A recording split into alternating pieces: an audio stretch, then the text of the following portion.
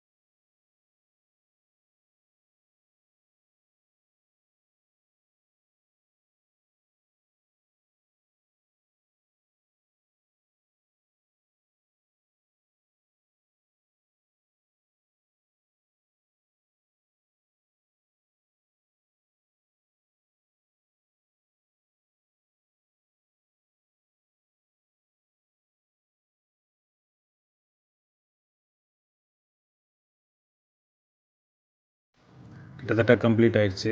பார்க்குறதுக்கு அவ்வளோ லுக்காக இருக்குது. இந்த கலர் வந்து அந்த ஒயிட் மேலே இந்த கலர் வந்து அவ்வளோ அழகாக வந்து நல்லா ஃபிக்ஸாக பாண்டிங் ஆகிருக்கு. எங்கேயும் வந்து வேஸ்ட்டாக வந்து எக்ஸ்ட்ரா ஆகி நமக்கு லுக் விடாத நல்லா தெளிவாக சூப்பராக வந்திருக்கு.